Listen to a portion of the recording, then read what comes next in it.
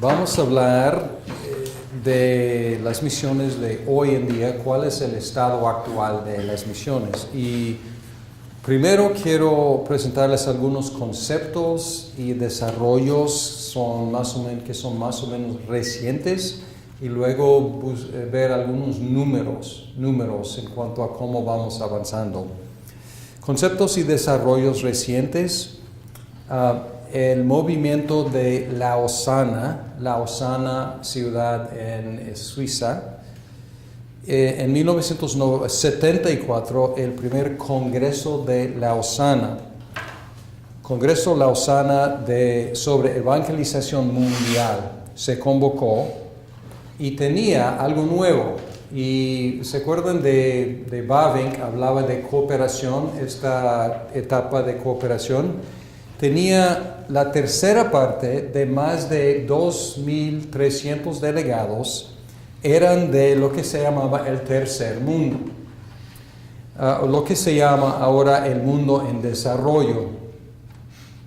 Pero algo nuevo, la tercera parte era de fuera, no solamente los europeos y los norteamericanos uniéndose para hablar de misiones, sino ya como entrando como socios de gente de otros países en desarrollo. Billy Graham encabezó el comité organizador y dio una conferencia en el primer congreso. John Stott, un pastor de la Iglesia de Inglaterra, él fue el autor principal del Pacto de Lausana. Y ese Pacto de Lausana pueden encontrar, y está en español, en PDF, y puedo enviarles el enlace aquí. No vamos a leer, pero el Pacto de Lausana fue una declaración de las misiones. Aquí habla del propósito de Dios, autoridad, poder de la Biblia, etcétera, etcétera. Entonces, es un documento histórico que sigue ejerciendo influencia. Este movimiento continúa hasta la fecha con reuniones mundiales y reuniones regionales, involucrando líderes de muchas partes del mundo. Entonces, este es un buen ejemplo de lo que Bavinck describió, de cooperación entre las iglesias más antiguas y las iglesias más jóvenes en la misión. Otro movimiento, yo creo que sí, movimiento está bien, pero es la conferencia urbana. Falta una R, InterVarsity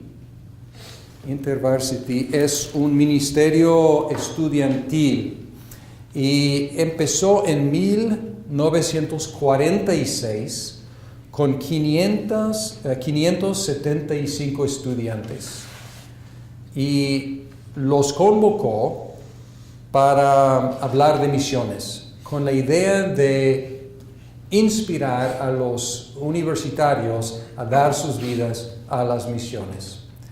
Y se reúne cada 3 años hasta la fecha, durante mucha de su historia en Champaign, Urbana, Illinois.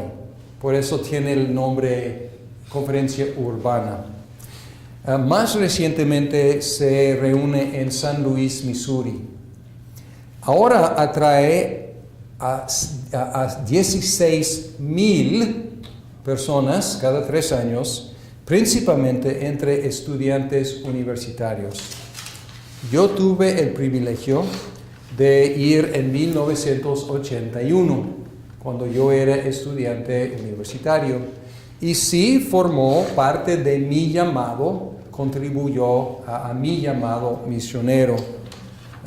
Tuve el privilegio de escuchar a Billy Graham, a otros a lo mejor no van a reconocer sus nombres, pero a lo mejor todos ya murieron, parece que sí. Eric Alexander era un predicador escocés. Elizabeth Elliot, la viuda de Jim Elliot que fue matado en Ecuador. Marilyn Laszlo, que fue una misionera en Papua New Guinea. Y Helen Roseveare, que fue una misionera en África. Y eran nombres muy reconocidos en su momento en las misiones, entonces fue un gran privilegio para mí escucharlos. Los conferencistas ahora son más representativos de la iglesia global. O sea, todos los que escuché, si me acuerdo bien, eran blancos, eran de Gran Bretaña o de los Estados Unidos, pero ya es algo muy internacional y tienen alabanza de diferentes partes del mundo, es algo muy internacional. Entonces ya no es, la idea ya no es reclutar estudiantes occidentales para ir al mundo, ya es pues reclutar estudiantes de todo el mundo para ir a todo el mundo. Y una vez estuvimos en San Luis visitando a mi hija cuando vivía allá. Estuvimos en el centro de San Luis y yo veía a muchos jóvenes, muchos jóvenes. Y paré a uno de ellos y dije, pues, ¿qué es esto? Y dijeron, estamos en la conferencia urbana. Yo no sabía que había trasladado de Urbana a San Luis. Y lo que me impresionó de los estudiantes era que casi todos eran asiáticos. Casi todos asiáticos. Y cuando vi eso, concluí, no sé si sea cierto o no, pero concluí que el futuro de misiones es asiática o asiático. No sé si sea cierto o no, pero me impresionó que muchos, a lo mejor norteamericanos, pero de descendencia asiática. Entonces es otra cosa y se lo recomiendo, si pueden algún día ir a esta conferencia, es impresionante. Y tienen representantes de muchísimas misiones allá y pueden ir y consultar con ellos y ver qué hacen, cómo unirse con ellos, es impresionante esa conferencia. Otro concepto que vamos a explorar, si Dios permite, en 8 días, se llama contextualización. ¿Qué ha pasado? Ya lo mencioné, pero el aumento del contacto entre líderes misioneros de diferentes partes del mundo forzó a todos a reflexionar en lo que es bíblico y lo que es cultural. Porque como mencioné, voy a mi iglesia, crezco en mi iglesia, participo en mi iglesia, me caso en mi iglesia, muero en mi iglesia y mi iglesia es la iglesia cristiana. Así es el cristianismo. Pero luego salgo y me uno y interactúo con cristianos de otros países y encuentro una expresión muy distinta y tengo que reflexionar y ellos también tienen que reflexionar. Y al principio los cristianos del resto del mundo exhortaban a los cristianos occidentales sobre su occidentalización de la fe cristiana. Entonces fue como una reprensión del mundo hacia, digamos, nosotros, diciendo, ustedes se equivocaron y ustedes importaron el occidente en su fe cristiana. Pero luego ellos mismos tuvieron que hacer la misma crítica a ellos, porque a lo mejor, si es cierto que nuestra fe cristiana es demasiado occidental, quizás su fe cristiana ha sido afectada en una forma no bíblica por su cultura, su contexto. Entonces se dieron cuenta de que ellos también habían hecho lo mismo, importando cosas de su contexto. Todos tuvieron que reflexionar sobre lo esencial de la fe cristiana y lo que es una expresión cultural. Bien, el siguiente paso es el paso de la contextualización. Si ya hemos llegado, digamos, a identificar lo que es cultural y lo que es esencial de la fe cristiana, ya estamos en una posición mejor para ir a otro contexto y llevar el Evangelio. Porque ya sabemos lo que no podemos negociar y lo que podemos sí negociar o lo que podemos dejar atrás. Entonces, esta es la contextualización, identificar lo que es esencial y luego ver cómo expresar esa esencia en los varios contextos del mundo, sin sacrificar lo esencial, y esto es lo difícil, sin sacrificar lo esencial. Entonces, esta es la tarea de la contextualización, más de eso, si Dios permite, en 8 días. Otro movimiento revolucionario que para nosotros parece como tan obvio, pero no era tan obvio en su momento, era educación teológica por extensión, se llamaba. Ahora es lo más común, quizás la mayor parte de la educación teológica es por extensión. Aquí tenemos una cámara y tenemos gente viendo esto de quién sabe dónde. Saludos a ustedes y bienvenidos, qué bueno que están aquí con nosotros. Pero es lo más normal. La mayoría de los estudiantes de este seminario son por extensión, digamos, están a distancia, pero era algo revolucionario.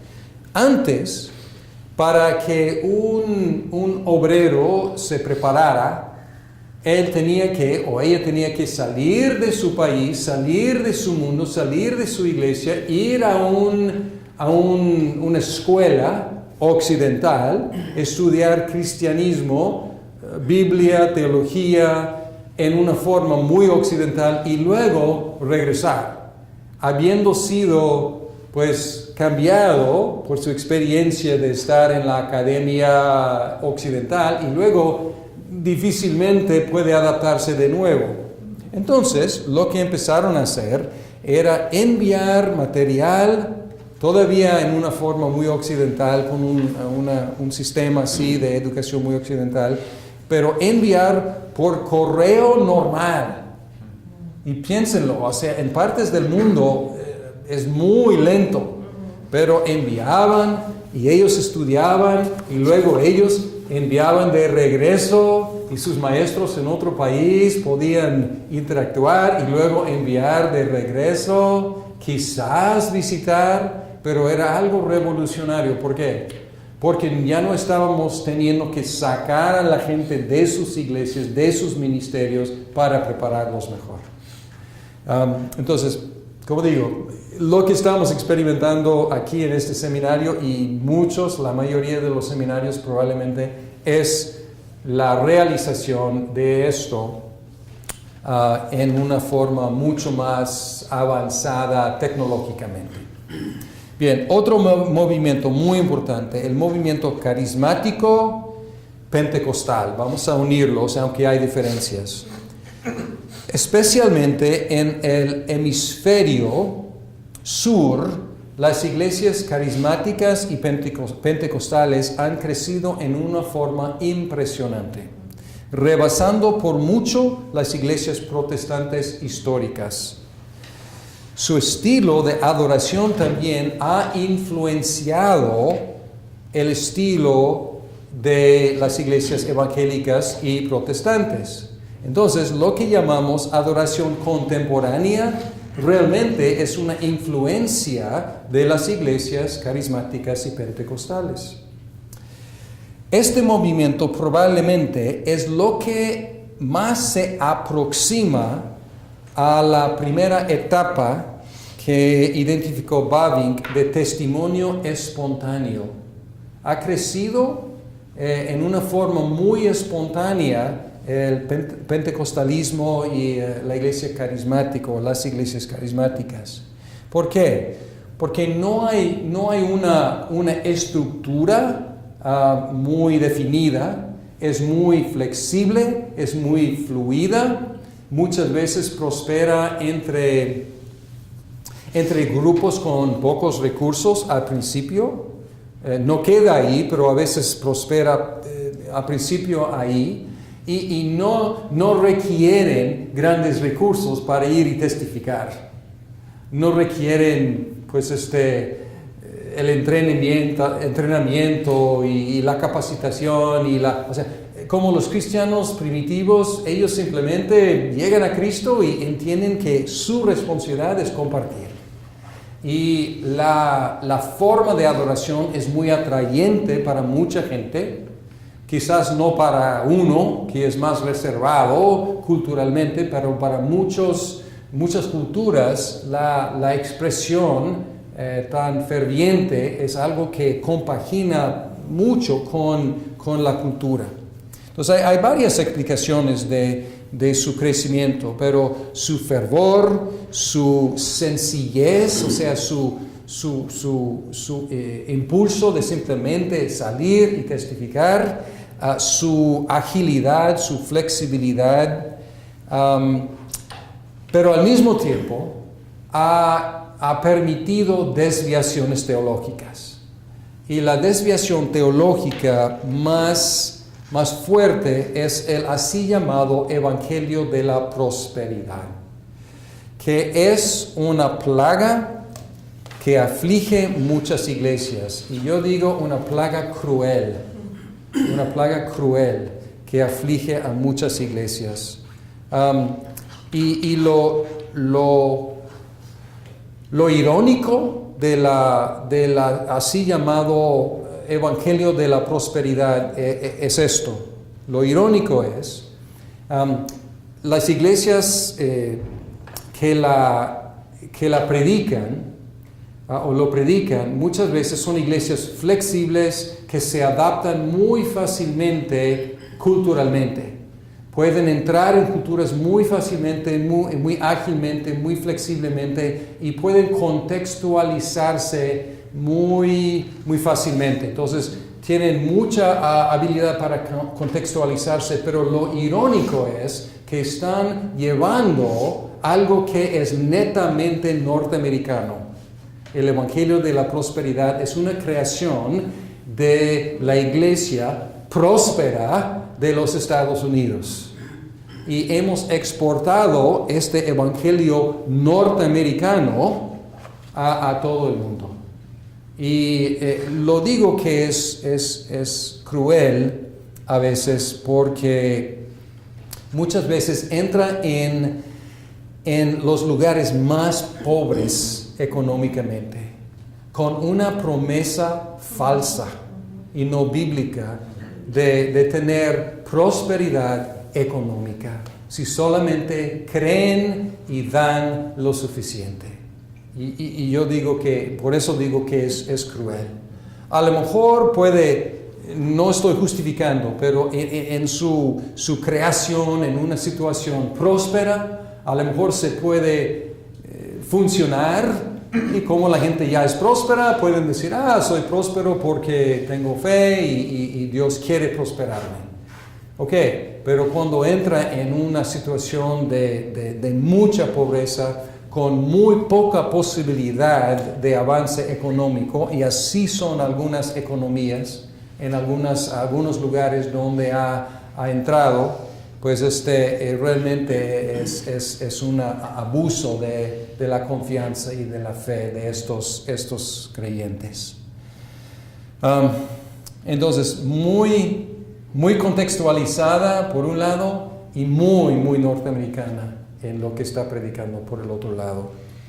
Pero y quiero mencionar esto, y de hecho, a lo mejor mis palabras suenan muy fuertes, y son fuertes, pero tenemos mucho que aprender de la misiología de esas iglesias. La verdad, admirado estoy de su capacidad de entrar y predicar y expandir y alcanzar gente que no estamos alcanzando. Y mis respetos. Mi queja es esta desviación del verdadero evangelio. Pero por una insatisfacción creciente con este así llamado evangelio de la prosperidad, también hay un interés creciente en la teología reformada entre grupos carismáticos y pentecostales. Es algo impresionante. Y yo soy testigo de esto en Latinoamérica. Y con regularidad yo recibo comunicación de personas de toda Latinoamérica que han encontrado alguna enseñanza mía en línea de nuestro instituto en Guadalajara y me escriben y me dicen, yo soy pastor pentecostal o yo soy pastor de tal iglesia y estoy buscando, he encontrado y me fascina. Entonces hay una nueva combinación que se me hace muy, muy positiva y muy alentador. Y es iglesias que históricamente nos han rebasado por mucho, y hablo de nos cuando hablo de iglesias históricas protestantes, nos han rebasado por mucho en cuanto a la capacidad de ir y multiplicarse. Pero yo insisto en que la teología histórica, que es la comprobada de la iglesia reformada, es teología bíblica. Entonces, yo creo que este encuentro, que es algo nuevo, es algo muy positivo, en el cual los dos lados podemos aprender mucho del otro lado y entrar en misiones juntos.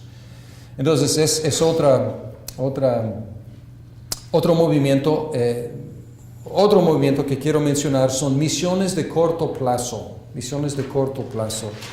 Las iglesias y las agencias misioneras quisieron dar una experiencia misionera a muchas personas y empezaron en los 1970 a enviar miles de misioneros de corto plazo a destinos alrededor del mundo. Y una vez más, cuando pienso en mi llamado como misionero, las misiones, los viajes de misiones de corto plazo contribuyeron a mi llamado.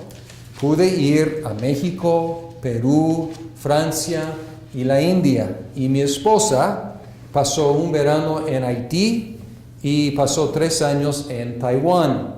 Y cuando hablamos de corto plazo, muchas veces pensamos en 1 semana hasta 2 años, y ella extendió a 3 años en Taiwán porque la necesitaron allá. Y ella iba a regresar a Taiwán, ¿no? ¿No les he contado la historia? No. ¿No? Ok. Pues sí, nos conocimos, ella regresó a los Estados Unidos para estudiar un poquito más, un semestre en el seminario donde yo estudiaba, la vi, me llamó la atención, empezamos a conocernos y ella extendió 2 semestres, le pedí la mano, el matrimonio, aceptó, pero una de las cosas que era algo no negociable para ella eran las misiones, porque ella iba a regresar, ella quiso regresar a Taiwán, iba a pasar el resto de su vida en Taiwán, no llegó a Taiwán, pero llegó a México, y yo dispuesto a ir a Taiwán, y de hecho investigamos, entonces yo dispuesto a ir a donde fuera, pero por la providencia de Dios eventualmente llegamos a México, pero así. Entonces en los dos, esa experiencia de ver, de salir, de experimentar un poquito, pues para ella mucho más que yo semanas, ella años, pero era parte de nuestro llamado. La mayoría de los misioneros de largo plazo tuvieron una experiencia de corto plazo primero. ¿Y qué facilitó eso? Pues antes el viajar por avión era algo para los ricos, era algo exótico.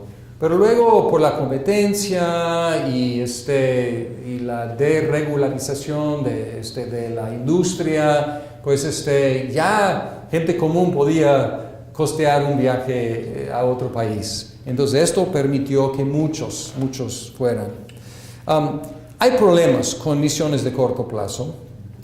Pueden dar la idea a los participantes de que contribuyeron mucho en poco tiempo, lo cual da una idea falsa de la dificultad de las misiones y la lentitud. Mi manera de recibir grupos y diseñar la experiencia de los grupos, siendo misionero y recibiendo muchos grupos en México, a principio yo quería que ellos tuvieran una experiencia de victoria, diseñar un proyecto que ellos podían llegar, todo listo, y que ellos podían trabajar duro y luego decir, ya cumplimos, y regresar muy satisfechos. Y luego me di cuenta de que así no son las misiones. No es la experiencia normal. Entonces yo quería más que experimentar la vida como nosotros la experimentamos, con las frustraciones, con los retrasos, con los obstáculos. Entonces ya no me preocupaba tanto por darles una experiencia de, ya, lo logramos, sino una experiencia más bien de, ya lo vimos, ya lo tocamos, ya experimentamos lo que es la vida de nuestros misioneros. Son también muy caras, son muy ineficientes en cuanto a los resultados visibles. Y tratamos de evitar esto, pero admito que en una ocasión, por mala administración de nuestra parte, unos chicos de lo que llamamos la high school preparatoria en México, es que en bachillerato, ¿o cómo se llama? Bachillerato. Llegaron y les pusieron a hacer un muro. Ahora, estaban trabajando en un pueblo donde casi todos los hombres son albañiles. Y estos chicos de los Estados Unidos construyeron un muro terrible. Entonces, entre cuando se fueron en la tarde y el otro día, se cayó. No, más bien lo tiraron los dueños de la propiedad y lo reconstruyeron así. Entonces, no sé qué hayan pensado los chicos al llegar el otro día, decir, wow, se enderezó. Pero muy ineficiente en cuanto al resultado visible. Pero pregunto, pues hay cosas invisibles. ¿Fue bueno que esos chicos tuvieran la experiencia de tratar de hacer lo que los hombres de ese pueblo hacen cada día? Pues sí. Entonces, hay cosas invisibles también. Tienden a distorsionar los llamados eventuales de misioneros hacia lugares más fáciles de visitar. Eso puede explicar un poco de mi llamado a México, porque México es muy fácil llegar. Y mi primera experiencia misionera, ¿dónde estuvo? En México. Y me enamoré inmediatamente. Dije, qué país, qué ciudad impresionante. Entonces esto plantó algo en mí. Como digo, yo estuve dispuesto a ir a donde Dios nos llamara, pero puede distorsionar, porque es más barato ir a México, o quizás Guatemala, o Centroamérica, o sea, mucho más, y más posible hacer algo, un trabajo, más que en Indonesia, o en China, o en la India. O sea, mucho más difícil hacer algo como aquí estamos para hacer una obra misionera. O sea, no es tan fácil. Otra cosa, pueden permitir que la gente piense que ya hicieron o ya hizo lo que tiene que hacer en cuanto a misiones. Es decir, ya hice mi trabajo misionero. Fui dos semanas y ya hice eso, ¿ahora qué? O 2 años, o lo que fuera. Ya cumplí mi parte en la Gran Comisión, y puede dar esa idea.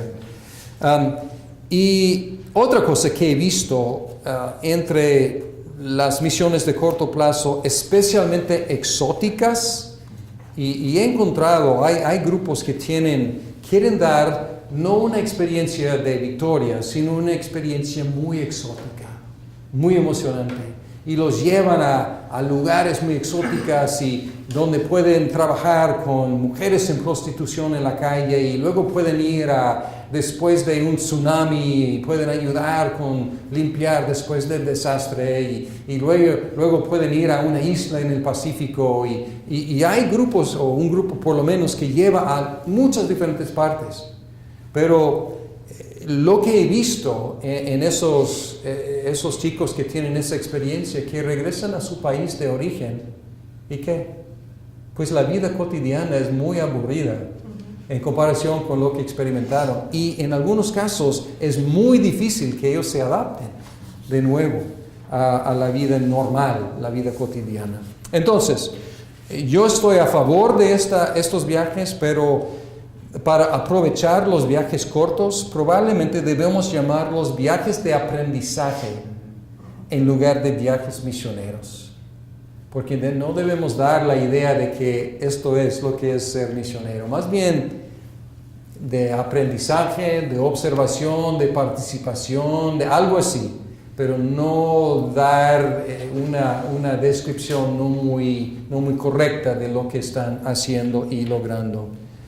Y puede ser de mucha ayuda, puede ser de mucho estímulo para los misioneros de largo plazo, o pueden ser mucho desgaste y mucho trabajo también. Entonces hay que diseñarlos bien para que sea de bendición para los misioneros que viven allá siempre y bendición para los visitantes también. Bien, ok.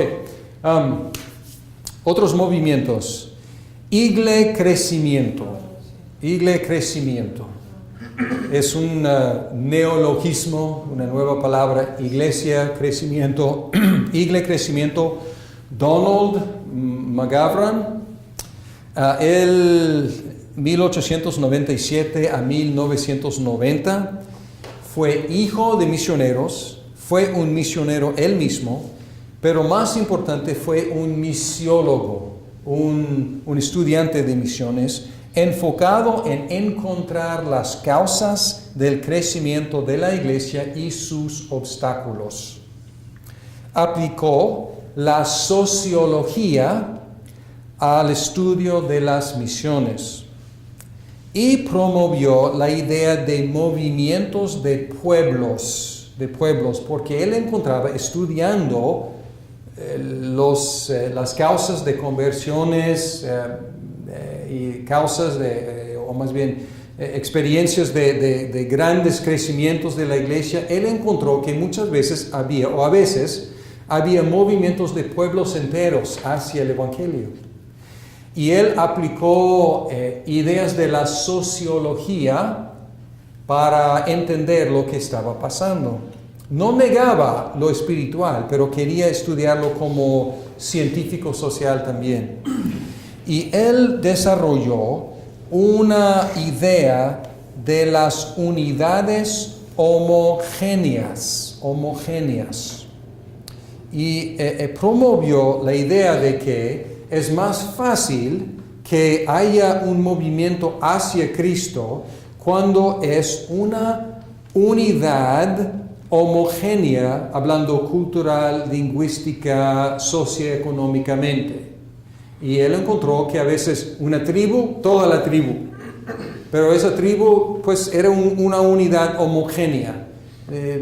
Tenían la misma cultura, mismo idioma, mismos valores, y el evangelio llega y ¡pum! Pues toda la tribu llega a Cristo.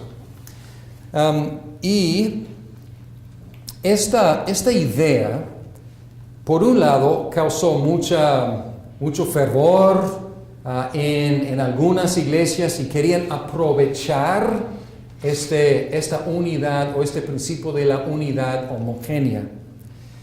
Y al mismo tiempo causó mucha controversia y preocupación por dos razones. En el occidente insistimos en decisiones individuales.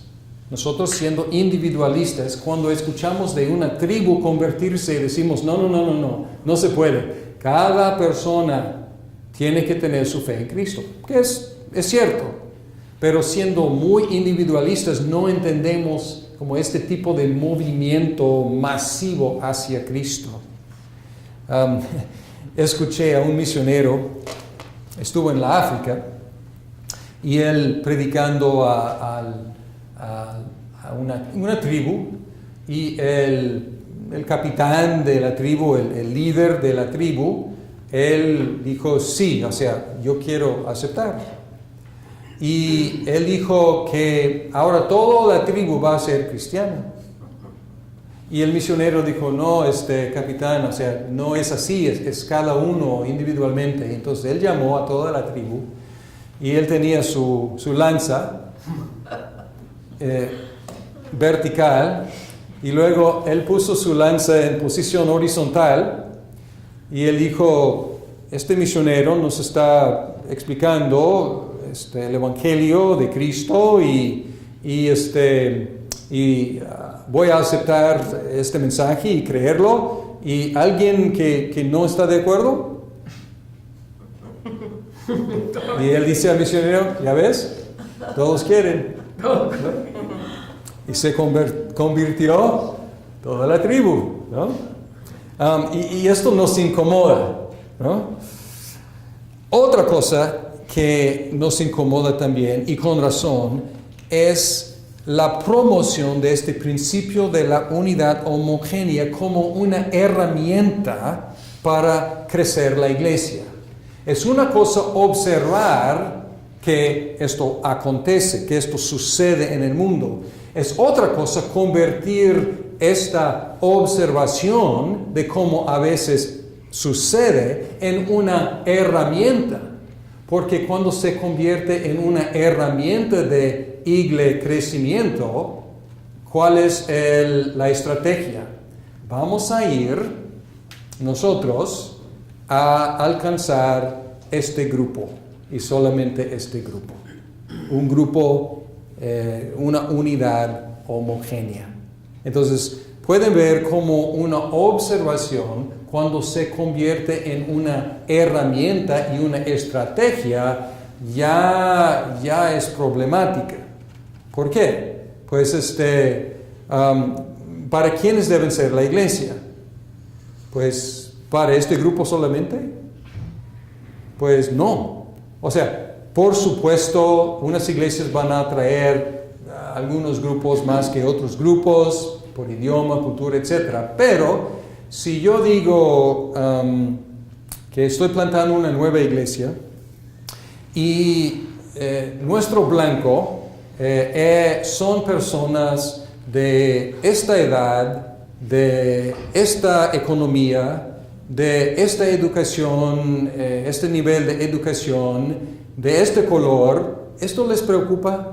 O sea, ¿esto suena como algo está preocupante de eso? Sí. Ahora, si predicamos abiertamente y hablamos con la gente con quienes topamos, y gente de esta edad, de esta economía, de esta educación, son los que llegan, pues ok, perfecto. Pero si mi estrategia es decir, solamente estos, vamos a diseñar nuestro ministerio para alcanzar solamente estos, esto es preocupante. Y pueden ver cómo sus ideas llegaron a causar controversia. Él presentó esta idea en la primera conferencia de Lausana en 1974 y sí causó controversia allá. Yo tuve el privilegio de escucharlo, más bien no lo escuché, llegó a mi seminario y ya no pudo dar una conferencia, era mayor, pero uno de los profesores leyó un ensayo que él había escrito. El problema no fue tanto en la observación, sino en la aplicación del principio como herramienta. Otro movimiento o otro concepto que hemos ya mencionado, grupos no alcanzados.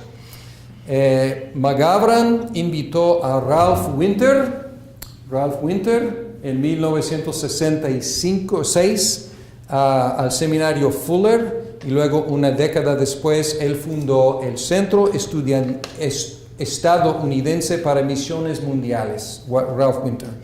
Y él se enfocó en identificar y alcanzar los miles de grupos étnicos, representando 2,000 millones de personas en ese entonces, que no tenían acceso al Evangelio. Y hay diferentes definiciones de un pueblo no alcanzado, pero la idea básica que ya hemos mencionado es un grupo sociolingüístico que no tiene un testimonio indígena y que necesita un misionero transcultural para escuchar el Evangelio. Y este concepto ha dominado las misiones desde entonces. McGavran ya no tanto. O sea, este principio de la unidad homogénea ya no se habla mucho, pero él invitó a Winter a colaborar con él, y ese concepto de Winter ya sigue dominando las misiones. Yo creo que para bien. Otro concepto, la ventaja 10-40. Este rectángulo que cubre parte de África, norte de África, el Medio Oriente y parte de Asia, entre 10 y 40 grados al norte del Ecuador, en el cual, este rectángulo, en el cual la mayoría de los grupos no alcanzados viven hasta la fecha.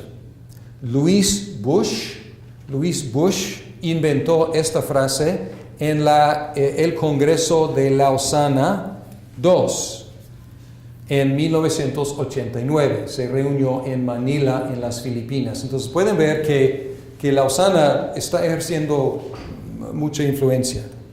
Dos movimientos más. Estos movimientos no son tantos de misiones, pero afectan las misiones. Una es la globalización. La globalización se refiere al creciente interdependencia de las diversas regiones del mundo.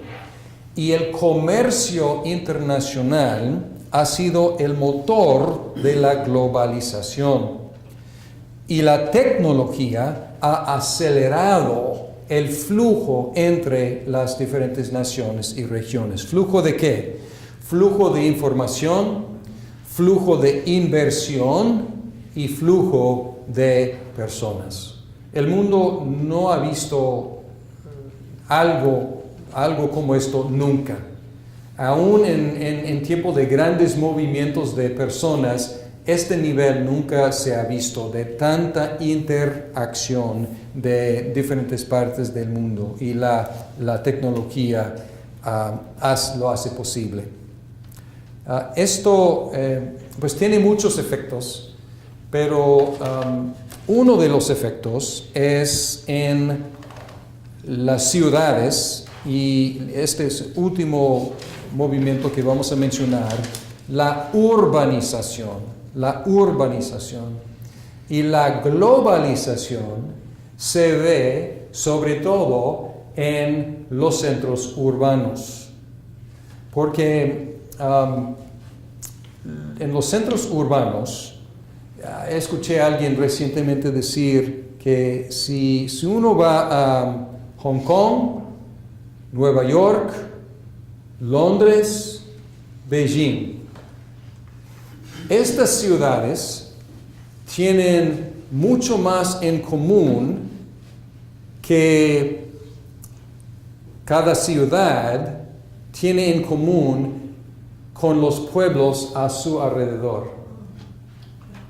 Entonces, si uno va a Nueva York y luego Hong Kong, puede sentirse en algo parecido. Pero si uno va a Nueva York, la ciudad de Nueva York, y luego va a un pueblo en upstate New York, muy rural, va a sentirse como si estuviera en otro planeta. Igual, si va a Beijing y luego va a Sydney, Australia, pues puede operarse en los dos ambientes.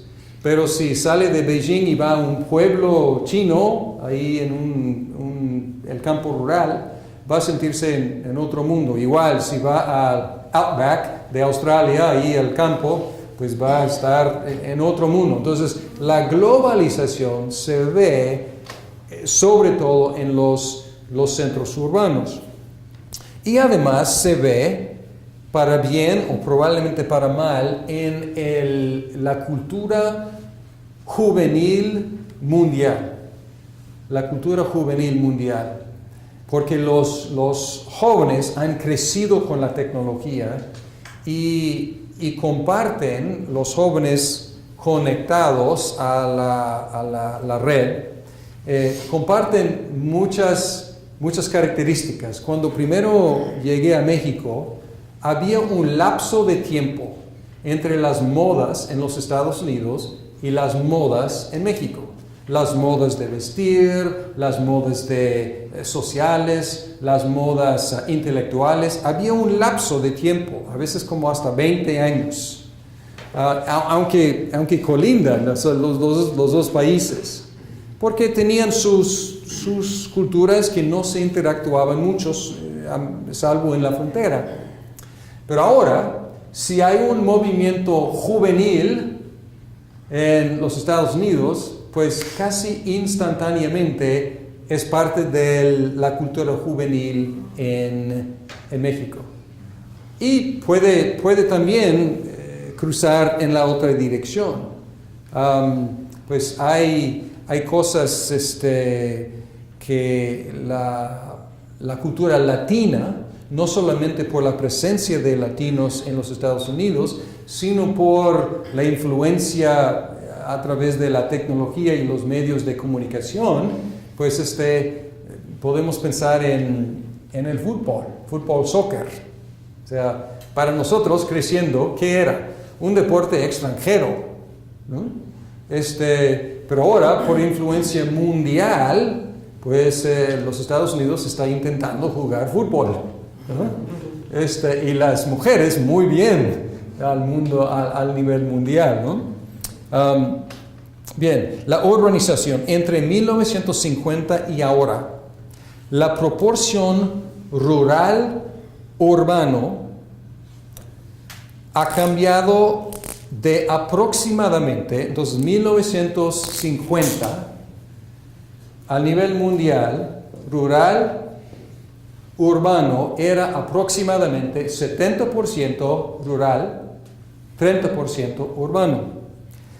Ahora, hoy en día es aproximadamente 40-60. Y para 2050, o sea 2050, están proyectando casi 70-30. No, perdón, lo volteé. Sí, 30-70. Entonces, 1950 a 2050, 2050, estamos hablando de 100 años y voltear completamente la proporción. Entonces, estamos viviendo en una forma creciente en un mundo urbano. La población, además, y aquí entran las misiones, la población urbana está creciendo más rápidamente que la población urbana cristiana. Es decir, las ciudades son menos cristianas, porque la proporción urbana en general está creciendo más que el porcentaje cristiano urbano. Por lo tanto, si estamos viendo esto, ¿qué sería una estrategia misionera? Evangelizar. ¿Perdón? Evangelizar. ¿Evangelizar dónde? Ciudades. Ahí está la gente. Y el porcentaje de cristianos descreciendo en comparación, la proporción o el porcentaje descreciendo, no el número. O sea, el número de cristianos creciendo, pero en comparación con el crecimiento de las ciudades, la proporción está descreciendo. Okay. Entonces, por lo tanto, muchos misioneros se han enfocado en grandes ciudades. Nuestro primer destino como misioneros fue la Ciudad de México. Y es una gran ciudad. Cuando yo vivía allá, se llamaba, por lo menos los que vivían allá, se llamaba la ciudad más grande del mundo. O sea, los radiodifusores, buenos días a los habitantes de la ciudad más grande del mundo. Creo que era una exageración y ya no es ni siquiera. O sea, hay ciudades Japón, en China, que han rebasado. Pero aún así, 20 millones de personas son muchas personas, o el número que sea. Y luego fuimos a una ciudad mucho más chica, Guadalajara, que tiene solamente entre 6 y 8 millones de personas. Y entonces una ciudad con una población como Miami-Dade, Broward y Palm Beach County, todos juntos. Entonces, una ciudad. Entonces, yo otra vez, hablando de estos movimientos, fui parte de este impulso de enviar misioneros ¿a dónde? A las grandes ciudades. Este movimiento tiene mucho sentido, pero corre el riesgo de ignorar pueblos no alcanzados, menos accesibles. Porque las ciudades son más accesibles por la logística. Tienen aeropuertos, tienen trenes, tienen autobuses, puedes llegar a las ciudades. Pero los pueblos, pues si ponemos todo el énfasis en las ciudades que de los pueblos menos accesibles. Bien, yo creo que exageré o no estimé bien lo que podría lograr en este tiempo, pero creo que por hoy hemos logrado bastante. Tenemos unos puntos que queremos tocar. El estado, vamos a ver números en 8 días, el estado de misiones hoy, cómo vamos en nuestra misión de alcanzar a todos los pueblos. Y luego hablar del envío de los misioneros de diferentes países. Pero hasta ahora creo que es suficiente. Que descansen. Y si Dios permite, nos vemos en 8 días. Gracias.